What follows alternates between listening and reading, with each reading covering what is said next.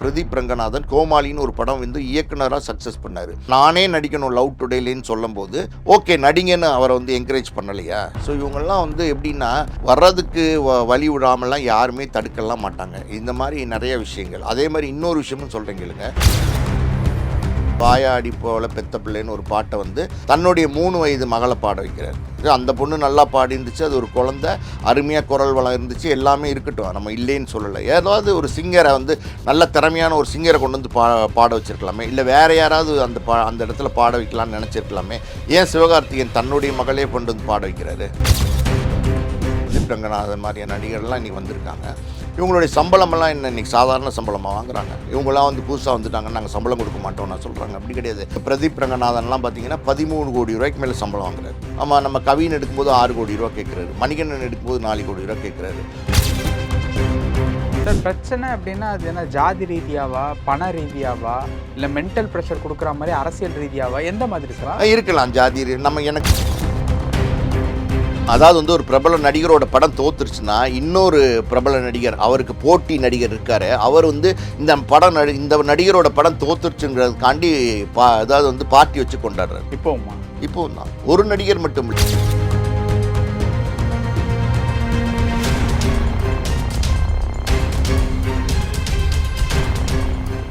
Real one நேயர்களுக்கு வணக்கம். இன்று நம்மளுடைய நேர்காணலுக்கு சினிமா விமர்சகர், ஆஸ்கார் மூவிஸ் திரு பாலாஜி பிரபு அவர்கள் இணைஞ்சிருக்காங்க. சார் வணக்கம். வணக்கம். எப்படி இருக்கீங்க? நல்லா இருக்கேன் தமிழ்.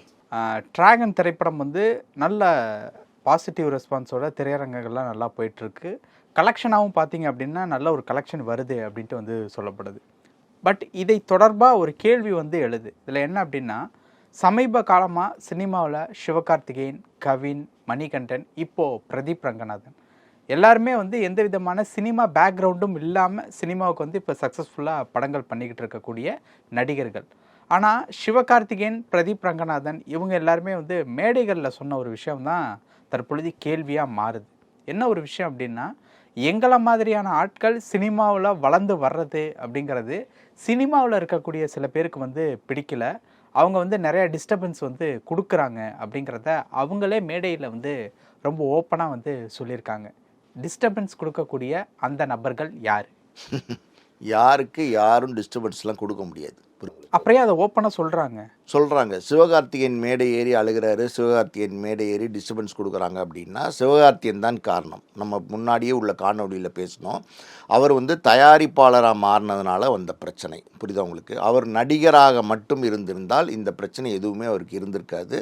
தயாரிப்பாளராக மாறி பல தோல்விகளை சந்திக்கும் போது, பல வந்து எப்படி சொல்கிறது, பல நஷ்டங்களை சந்திக்கும் போது சிவகார்த்திகேயனுக்கு இந்த பிரச்சனை வருது. புரியுதா உங்களுக்கு? ஏதாவது சம்பளத்தில் வாங்கிட்டு போகிறாங்க, இதெல்லாம் நம்ம ஆல்ரெடி பேசினோம் இல்லையா? இதெல்லாம் வந்து காரணம் என்னென்னா சிவகார்த்திகேயன் தயாரிப்பாளராக மாறினது தான் ஒரு பாயிண்ட்டு. ரெண்டாவது பாயிண்ட் வந்து சிவகார்த்திகேயன் சமீபத்தில் பெரிய வெற்றி அடைஞ்சதுக்கப்புறம் நிறையா படங்களில் கதை விவாதங்களில் தலையிட்டு அந்த கதையை வந்து கச்சா மச்சான்னு ஆக்கி விட்டுறாரு. இதெல்லாம் நடக்குது. நிறையா நடிகர்கள் இப்படி பண்ணுறாங்க.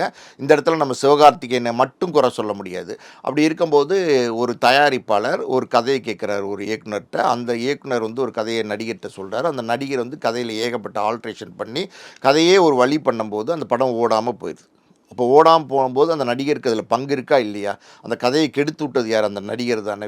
விவாதம்ன்ற பேரில் கெடுத்து விட்டது யார்? அதனால் அந்த படம் ஓடாத போது அந்த தோல்வி வந்து தயாரிப்பாளரை பாதிக்கும். தயாரிப்பாளர் அந்த தோல்வி பாதித்தா என்ன ஆகும்? தயாரிப்பாளர் வந்து சம்பளம் கொடுக்க முடியாமல் இந்த மாதிரியான பிரச்சனைகளுக்குள்ளே சிக்குவார். இது நடிகர்களால் அவங்களுக்குள்ளே ஏற்படுத்திக்கிற பிரச்சனை ஒரு விஷயம். ரெண்டாவது விஷயம் பார்த்திங்கன்னா, இப்போ நீங்கள் சொல்கிற மாதிரி வந்து நம்ம பிரதீப் ரங்கநாதரும் அவர் எந்த படம் ப்ரொடியூஸ் பண்ணார்?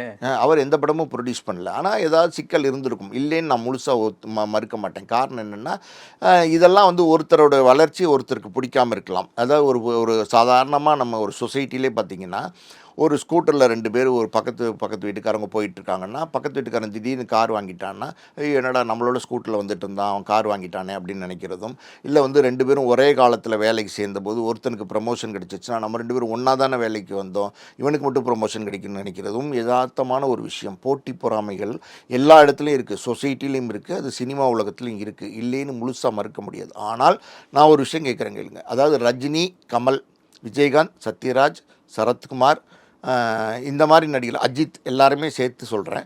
இவங்கெல்லாம் வரும்போது இவங்கெல்லாம் வந்து எந்த பின்பலத்தோடு வந்தாங்க? ஸோ இதுக்கு முந்தைய ஜென்ரேஷன் இவங்க எந்த பின்பலத்தோடு வந்தாங்க, இவங்களுக்கெல்லாம் எந்த பிரச்சனையும் இல்லாமல் இருந்துட்டுன்னு நினைக்கிங்களா? எல்லாருக்கும் எல்லா பிரச்சனையும் வரும். ரஜினி வரும்போது 1000 விமர்சனங்கள் இருந்துச்சு, விஜயகாந்த் வரும்போது 1000 கேவலங்கள் அவமானங்கள் இருந்துச்சு, அஜித் வரும்போது எத்தனையோ அவமானங்களை சந்தித்தார். புரியுது உங்களுக்கு? இதெல்லாம் இருக்க தான் சார் செய்யும். சத்யராஜ் சாதாரணமாக வந்துட்டாரா? எல்லாரும் வந்தாங்க. சரத்குமார் வந்தாரா? எல்லாருக்கும் இந்த பிரச்சனையெல்லாம் இருக்க தான் செய்யும். இதெல்லாம் இல்லாமல்லாம் எதுவுமே இருக்காது. இதை தாண்டி போட்டி போட்டு தான் நம்ம முன்னுக்கு வரணும். புரியுது உங்களுக்கு? இப்போ இவங்க வந்து யாருமே வந்து இதுக்கு முன்னாடி உள்ளவங்க சினிமா பின்பலம் உள்ளவங்க வந்து தொந்தரவு பண்ணுறாங்க, பிரச்சனை பண்ணுறாங்க அப்படின்னு நம்ம எடுத்துக்கிட்டோம்னா, இப்போ சிம்பு அவர் சினிமா பின்பலத்தோடு வந்தவர், டி ராஜேந்தருடைய மகன். அவர் வந்து சந்தானத்தை இன்ட்ரடியூஸ் பண்ணுறார், பண்ணாரா இல்லையா? அப்புறம் வந்து தனுஷ், அவர் வந்து கஸ்தூரி ராஜாவுடைய மகன். அவர் வந்து ஒரு சினிமா பின்புலத்திலேருந்து வந்தவர். அவர் வந்து எதிர்நீச்சல்ங்கிற ஒரு படத்தை, அதாவது வந்து ஹீரோவாக சிவகார்த்திகேயனை போட்டு ப்ரமோட் பண்ணாரா இல்லையா? பண்ணார். அப்படி இல்லை, இவங்கெல்லாம் ஏன் ப்ரமோட் பண்ணுறாங்க? இப்போ ஏஜிஎஸ் மாதிரி பெரிய நிறுவனம், பிரதீப் ரங்கநாதன் கோமாளின்னு ஒரு படம் வந்து இயக்குனராக சக்ஸஸ் பண்ணார். ஆனால் நானே நடிக்கணும் லவ் டுடேலேன்னு சொல்லும்போது ஓகே நடிங்கன்னு அவரை வந்து என்கரேஜ் பண்ணலையா? ஸோ இவங்கெல்லாம் வந்து எப்படின்னா வர்றதுக்கு வழி விடாமலாம் யாருமே தடுக்கலாம் மாட்டாங்க. இந்த மாதிரி நிறைய விஷயங்கள். அதே மாதிரி இன்னொரு விஷயமும் சொல்கிறேன் கேளுங்க.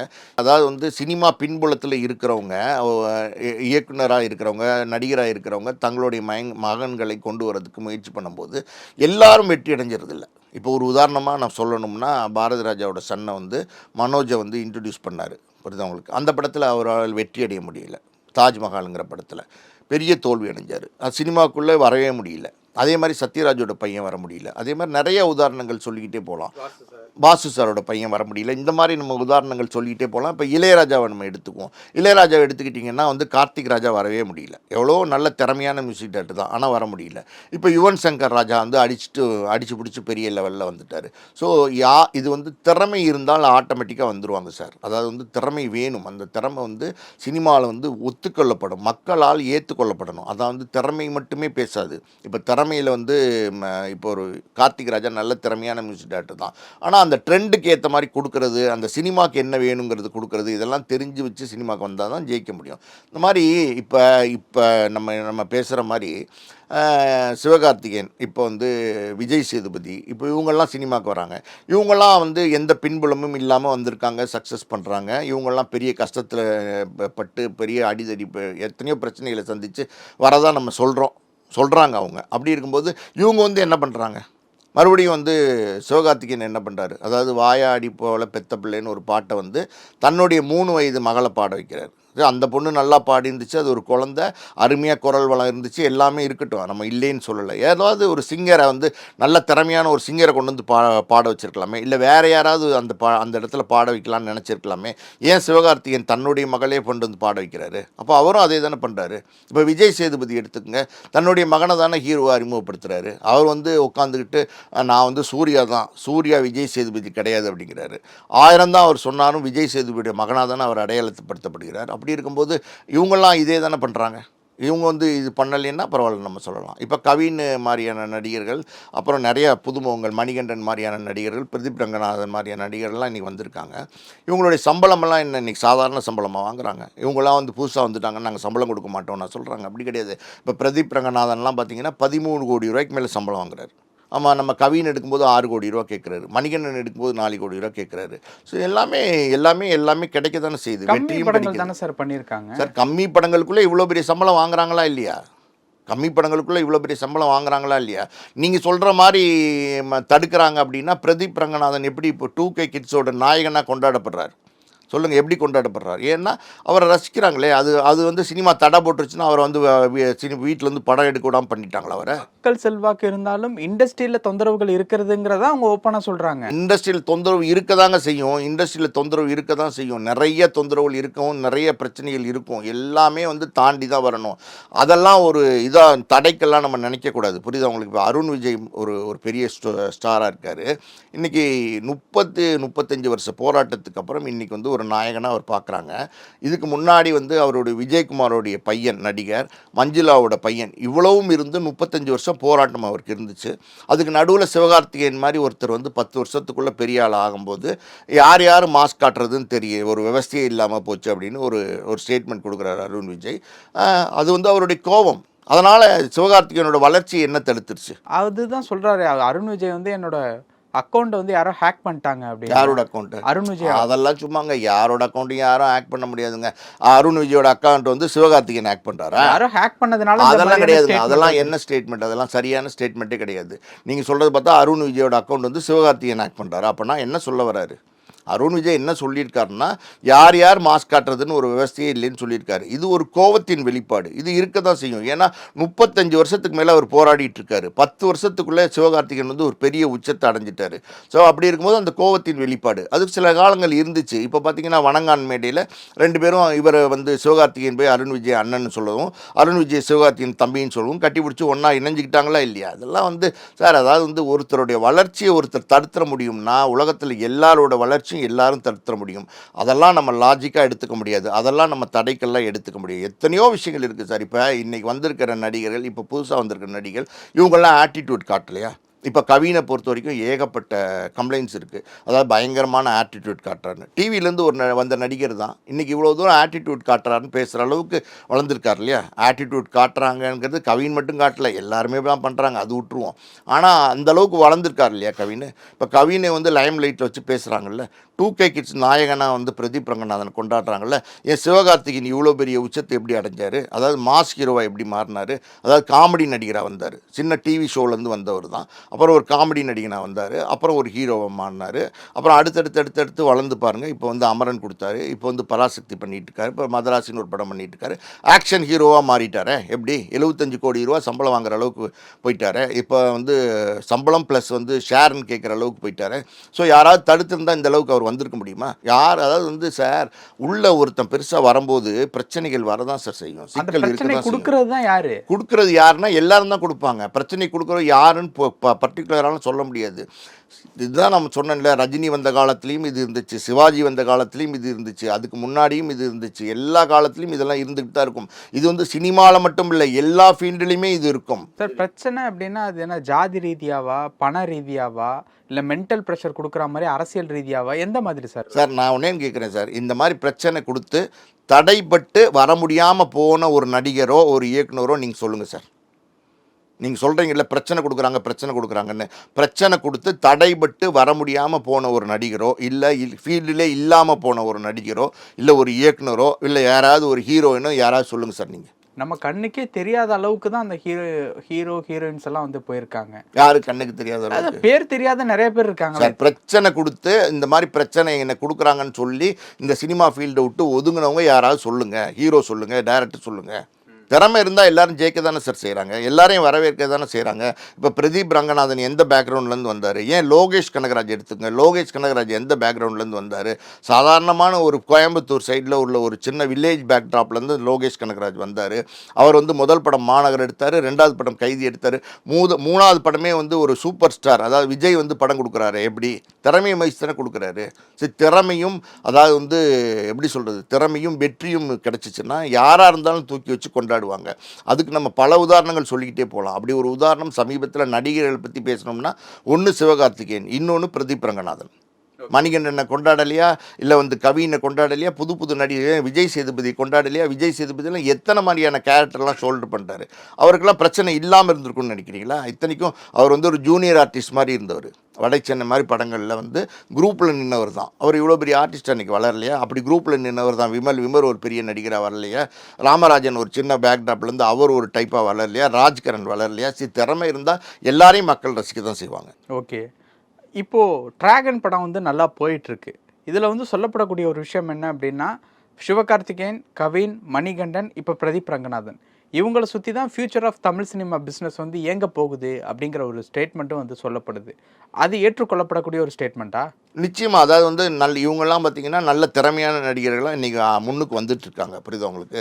இதாவது இதுக்கு முன்னாடி பார்த்திங்கன்னா சிவாஜி, எம்ஜிஆர், ஜெய்சங்கர், ஜெமினி கணேசன், முத்துராமன், இப்படி ஒரு காலம் இருந்துச்சு. அதுக்கப்புறம் ரஜினி, கமல், அதே காலத்தில் வந்து கார்த்திக், பிரபு, சரத்குமார், சத்யராஜ், இப்படி ஒரு காலம் இருந்துச்சு. இப்போ அதுக்கப்புறம் வந்து விஜய், அஜித், சூர்யா, சிம்பு, தனுஷ், தனுஷ், ஜெயம் ரவி, விஷால் இப்படி ஒரு காலம் இருந்துச்சு. இப்போ அடுத்த ஜென்ரேஷன் வரதானே சார் செய்வாங்க. அடுத்த ஜென்ரேஷன் ஒன்று இருக்குல்ல, அடுத்த ஜென்ரேஷனுக்கு நம்ம வழி விட்டு தான் ஆகணும். நம்ம வழி விட்டாலும் நம்ம வழி விடாட்டாலும் அடுத்த ஜென்ரேஷனுங்கிறது ஆட்டோமேட்டிக்காக வந்துக்கிட்டே தான் இருப்பாங்க. அப்படி அடுத்த ஜென்ரேஷன் தான் வந்து சிவகார்த்திகேயன், பிரதீப் ரங்கநாதன், மணிகண்டன், கவின் எல்லாருமே. அது நல்ல திறமையான ஆளுங்களாக அடையாளப்படுத்தப்படுறாங்க. மக்களால் ஏற்றுக்கப்பட்ட நடிகர்களாக இருக்காங்க.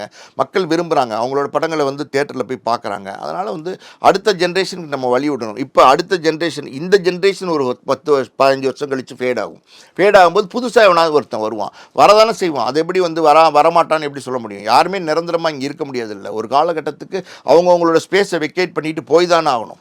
எந்த விதமான பேக்ரவுண்டும் இல்லாமல் சினிமாவில் வந்து சக்ஸஸ்ஃபுல்லாக பண்ணுறது அப்படிங்கிறது நம்ம தமிழ் சினிமாவில் பாசிபிலிட்டிஸ் இருக்குது அப்படின்ட்டு வந்து சொல்கிறீங்க. தெலுங்குல அது ஒர்க் அவுட் ஆக மாட்டேங்குது. வேறு டைமென்ஷன், ஒரே தொழிலாக இருந்தால் கூட அங்கே வேறு மாதிரியான ஆளுமைகள் இருக்காங்க. அங்கே வேறு மாதிரியான சில பிரச்சனைகள்லாம் வேற இருக்குது. மாதிரியான ஜாதி ரீதியாவா இருக்கலாம். எனக்கு ரொம்ப டீட்டெயிலாக தெலுங்கு பற்றி பாலிவுட் பற்றிலாம் தெரியாது. ஆனால் ஜாதி ரீதியாக ஒருத்தர் முன்னுக்கு வரும்போது அதை தடுக்கிறது, இதெல்லாம் வந்து தெலுங்குலேயும் பாலிவுட்லேயும் ரொம்ப கொஞ்சம் ஜாஸ்தி இருக்குது. அதை நம்ம உண்மையை ஒத்துக்க தான் செய்யணும். தமிழை பொறுத்த வரைக்கும் அந்த அளவுக்கு இல்லை, இருக்குது, இல்லைன்னு நம்ம சொல்ல முடியாது. ஆனால் அந்த அளவுக்கு இல்லை. யாரும் பிரச்சனை சார் ஜாதின்றதெல்லாம் கிடையாது சார். ஜாதி ரீதியெல்லாம் யாரும் பார்க்கறதில்ல.